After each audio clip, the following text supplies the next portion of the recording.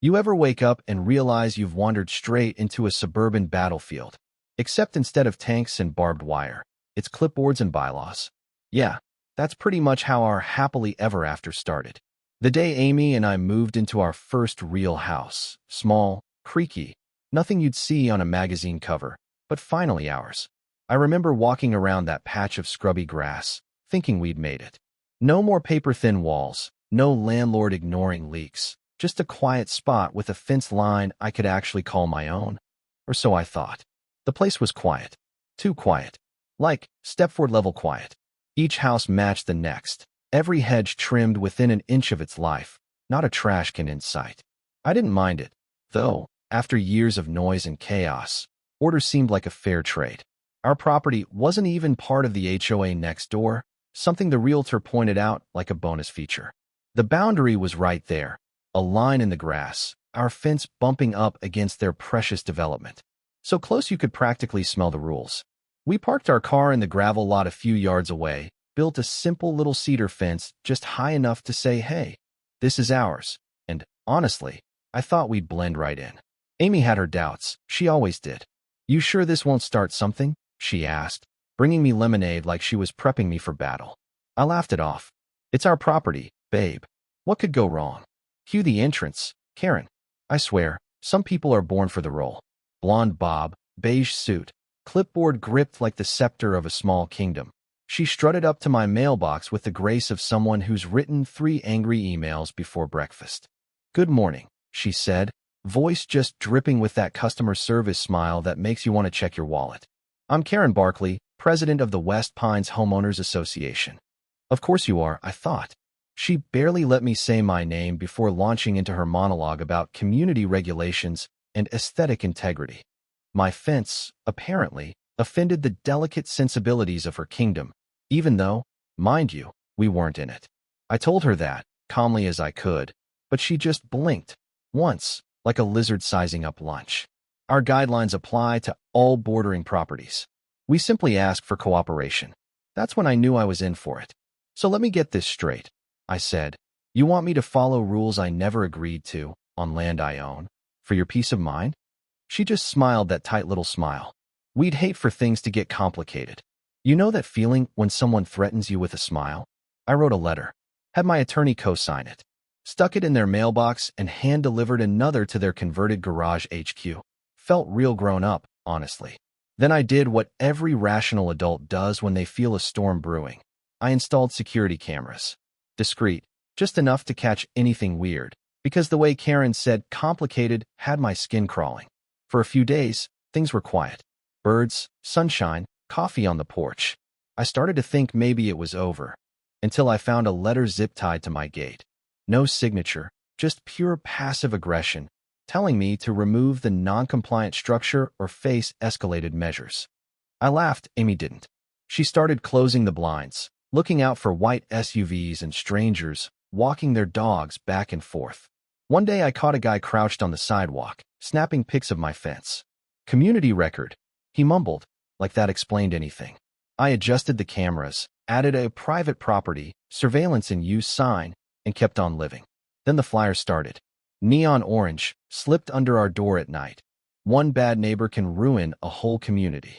Visual blight, non-compliant, selfish disregard. It read like a hate note written by a PDA mom with a vengeance. Amy burned them in the grill. I filmed it for therapy. Neighbors who smiled at us before now looked away. The poison was spreading. Karen reappeared, this time without her clipboard, arms folded like a church lady, voice dripping with sugar. One last chance to do the right thing, she said. I told her to step off my lawn, and for once, she listened, though not before promising community enforcement. That night, I scrolled through security footage. People slowing down, taking pictures, a kid jiggling our gate latch. It wasn't paranoia if it was real. We decided to leave for a weekend, visit Amy's folks, get some air. I checked every camera, synced every backup, triple-checked the locks. Coming home, I expected to find maybe a new flyer. Instead, I found a moat. Not a cute little garden trench, a 3-foot wide, nearly 4-foot deep ditch circling our entire property, front to back. I couldn't reach the porch without jumping. Amy stood beside me, stunned. Who the hell digs a moat around someone's house? She whispered. That's when I heard her. Karen, standing on the sidewalk, hands behind her back, practically glowing with satisfaction. Like the new drainage system, she cooed. For safety, of course. Your fence disrupted runoff. This is HOA property, community buffer space. I saw red. And your car, she added. That parking lot is HOA property, too. Permit revoked. Enjoy street parking, 2-hour limit. A big guy in a tattooed forearm stepped up behind her, looking ready for a bar fight. Amy started calling the cops. That's when things got ugly. The goon shoved me toward the trench. Amy got knocked down, and next thing I knew, I was brawling in my own front yard while Karen filmed, narrating like she was at a dog show. And then, karma, pure as sunrise. She stepped back, missed the edge, and vanished into her own trench. Phone flying, shriek echoing. Amy yanked the guy's hair.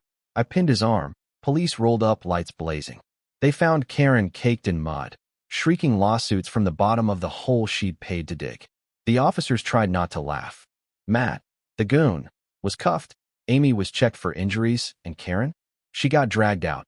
Dignity somewhere at the bottom of the trench. But the war wasn't over. Karen went quiet, but it was that eerie, humming quiet, like the moment before lightning hits. Then came the next wave. 3 fake inspectors, planting trash, tagging the fence, snapping evidence for future HOA attacks. I caught it all on camera. My lawyer called in the Real Zoning Board, and soon enough, the fake inspectors were in squad cars, caught red-handed on cloud footage. Nate, my buddy, uploaded the highlights to TikTok. Karen's fall, the fake violations, the whole HOA circus, and it exploded. Memes, remixes, local news vans outside. People showing up to HOA meetings in trench coats with property threat written on their backs. But the best was yet to come. Anonymous tips, emails, screenshots. Turns out, Karen ordered everything behind the board's back. She'd been using HOA funds for her personal grudge, running the place like her own dictatorship. My lawyer filed a lawsuit for harassment, destruction of property, trespassing, emotional distress, you name it. By the time we hit court, Karen was a national joke. The judge watched the slow-mo trench fall 3 times. The fake inspectors confessed. Karen tried to paint herself as the victim, but nobody bought it. The jury ruled 3 years county custody, banned from any HOA leadership, and the HOA, under new management, owed us $430,000.